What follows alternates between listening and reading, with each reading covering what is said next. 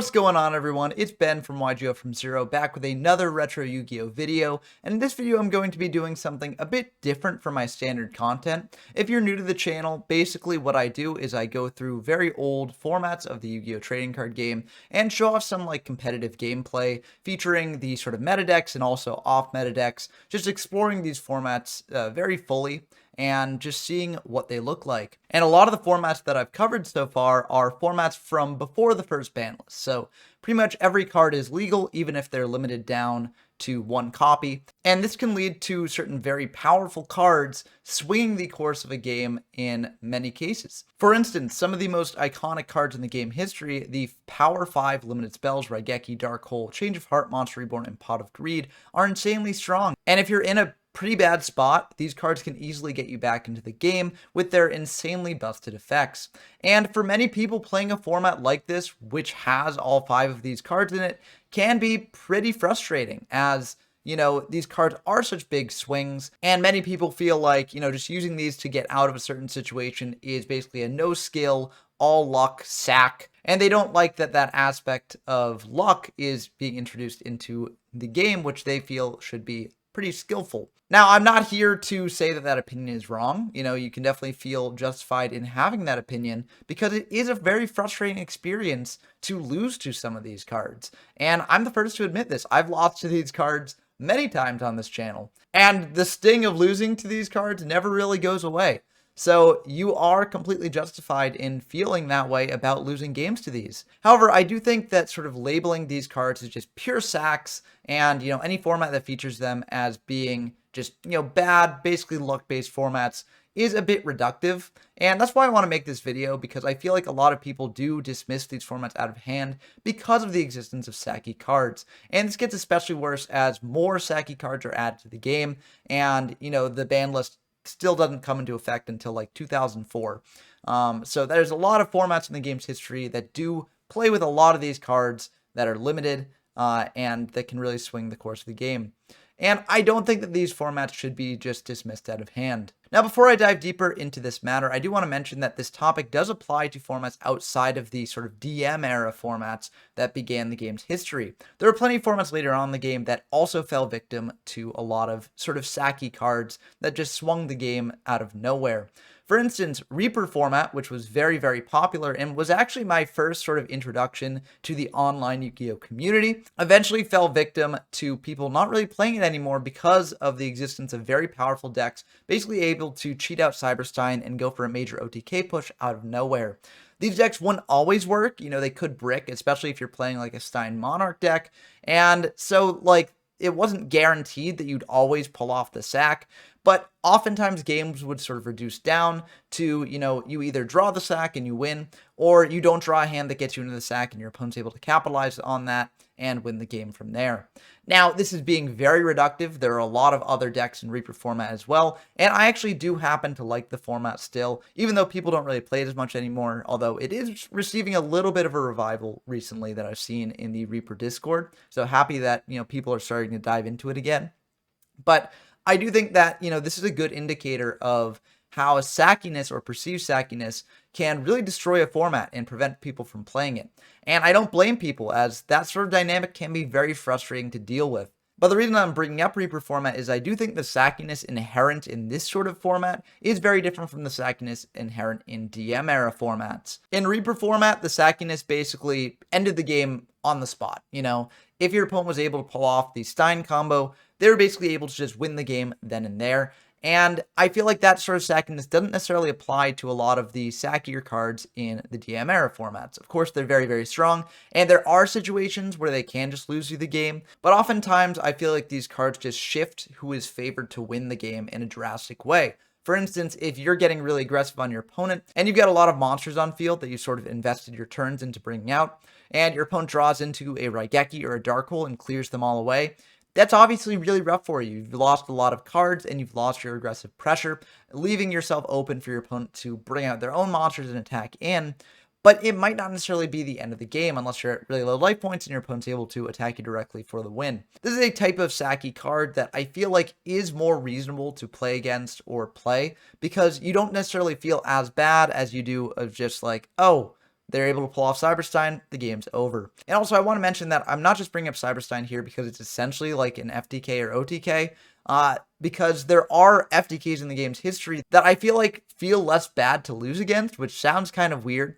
But if you look at like the Frog FTK that occurred with the Shining Darkness when Ronin Tone was introduced, and you're able to pull off the sort of mass driver substitute Ronin Tone and combos, I feel like that is honestly less frustrating to lose against because the deck takes such skill to actually FTK. You know, it can do it, and it can do it pretty consistently, which is why not as many people play the format that it's legal in. But I do think that, you know, if you watch your opponent go through that motions and do that combo, you're like, okay, you know, they worked for that. So they like somewhat deserved it. Of course, people will definitely disagree with me on that. And, you know, I'm not trying to say that my opinions are the only way you can feel about this. You can definitely feel frustrated about this as well. But when I sort of think about the moments that have made me most frustrated in the game, I feel less frustrated at the substitute combo as opposed to like a Stein OTK. So my main issue with things like the Stein OTK are that, you know, it does really feel kind of lucky when your opponent actually pulls it off as opposed to skill-based. And I think that this is something that a lot of players do feel, and it is something that can happen with these sort of DM staple power cards. But I do think that in the case of most of them, you know, they are somewhat skill reliant. You know, Pot of Greed isn't really that skill reliant because basically when you draw it, you just jam it down, and that's going to be pretty good for you. But things like Raigeki and Darkhole, oftentimes knowing when to hold these cards and get the most value out of them is a very skillful sort of act that does take playing a couple games in these formats to actually really work out when the best time to do so is. I also think that this applies to even more cards that people find even more frustrating. Things like the hand rips, Delinquent Duo, Confiscation, Forceful Sentry, are the bane of a lot of people's existence in these formats, and people get very frustrated when, you know, their opponent opens hand rips turn one and just fires them off. And to be fair, that is very frustrating. I get frustrated at that myself. But I have seen games where, you know, getting hand ripped on the first turn does not actually lose you the game, and people have been able to claw their way back from it. Of course, it's a much harder journey, but it can happen.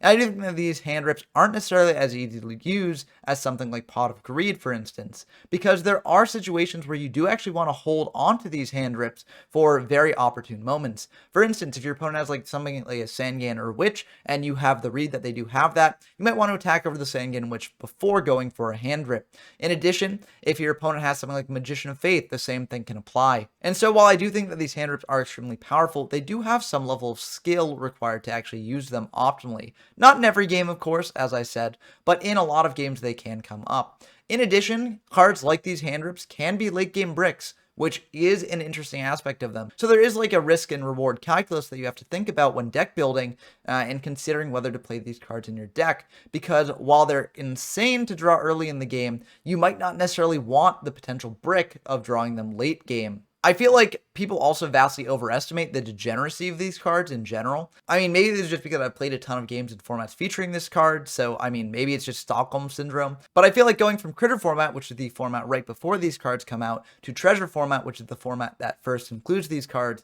actually is somewhat interesting, as these cards really do drastically change the game in an interesting way, especially given how Critter often goes. In Critter format, you have two Sangans and two Witch of the Black Forest, which are able to basically form a resource train, so you like Sangan into Witch, into Sangan into Witch, or, you know, whatever card you may want at a given time. These hand rips can really stop that resource train from actually going. And that's one of the reasons why I actually do think that Treasure format is a slept-on format, because people often view it as just worse Critter.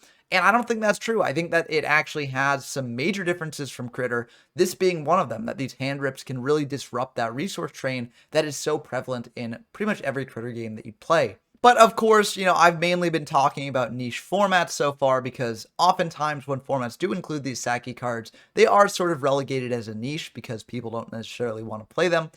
But there are some very popular formats that have sacky cards as well. For instance, GOAT has what's known as the Trinity: Pot of Greed, Delinquent Duo, and Graceful Charity. And these cards are a major complaint for a lot of people when they go into GOAT. Some people won't even play GOAT because these three cards do exist at one copy each, and some players just don't like playing with these cards at all, so they sort of pass over GOAT, even though GOAT is widely considered to be one of the best formats in the game's history.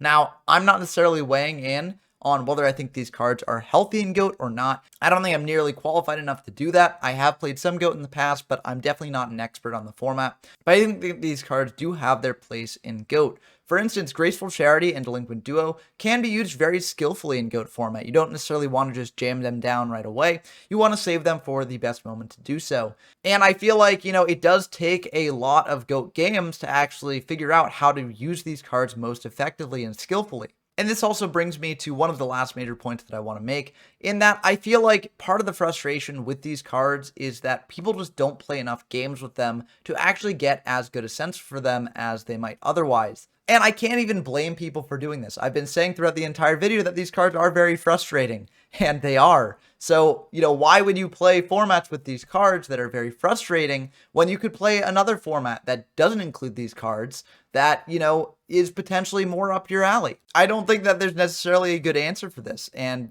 as I've been saying, some people just will avoid these formats entirely because these cards exist. And, I can't blame them for that. There are many different ways to play Yu-Gi-Oh!, many different formats to play it in, and you can easily find a format that suits you and doesn't include these cards, and basically use that for all your Yu-Gi-Oh! Needs.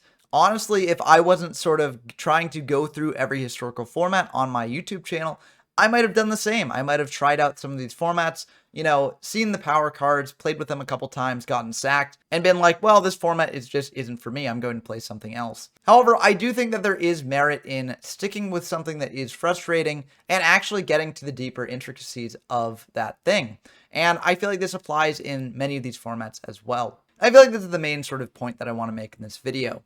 Yu-Gi-Oh! Is a luck-based game. Many people wish it was entirely skill-based, but there is going to be an aspect of luck depending on what cards you draw, in what order you draw them. Sacky cards, like the Power 5 limited spells and the hand rips, and any of the other cards that I've talked about in this video, do emphasize that luck aspect of the game and make it worse for some players who do want the game to be entirely skill-based. However, I think that you'll find if you go throughout Yu-Gi-Oh!'s history through all these formats, every format has luck-based cards. Even if it has eliminated a lot of these sacky one-of cards, there are going to be other cards that make up for it that are extremely powerful, and that if your opponent does draw them at the right time, it can feel like a sack because it can just, take away all the advantage that you've gained over the course of the game and completely shift the game into your opponent's favor. I think the existence of these powerful DM staple sacky cards makes this more obvious than it would be in other formats, and makes it more frustrating potentially than it would be in other formats. But I think that ultimately at the end of the day, it's just another way to play Yu-Gi-Oh! In these different formats, and it's not really something that should turn you away completely from a format without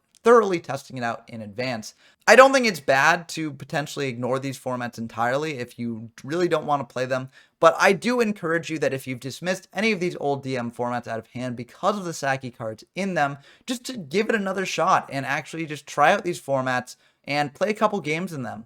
I think, you may find that even if you do get sacked, the games will be somewhat enjoyable, and there may be more back and forth after getting sacked than you might have first imagined. Ultimately, though, the beauty of being able to go back and play any of these old Yu-Gi-Oh! Formats is that even if there's a format that you find frustrating, you can easily find another format that is basically the opposite of it. The game has changed so much over its history that there really is something for every mood that you might have, and something for every person that might be wanting to engage with it. I doubt that this video completely changed your mind if you sort of do have these preconceptions about these cards in these formats, but I do hope that it at least has encouraged you to try them out and maybe go into them with a more open mind.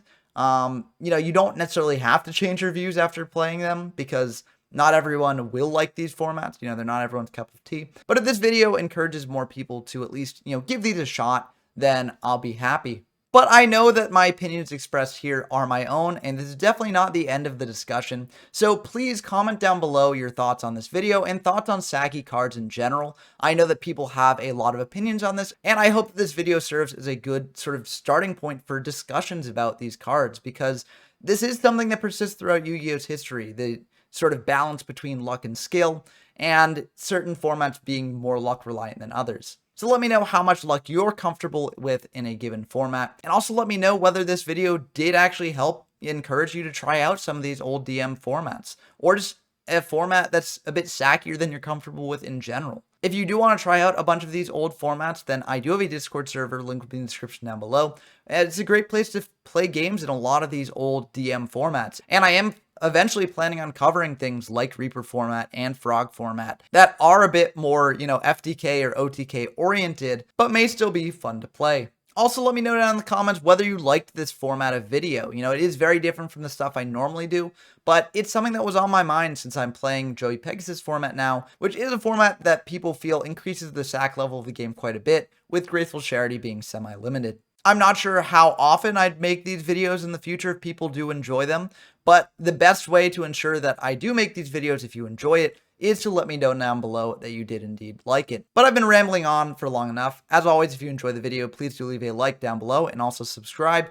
But until next time, I've been Ben from YGO from Zero, and I'm signing off.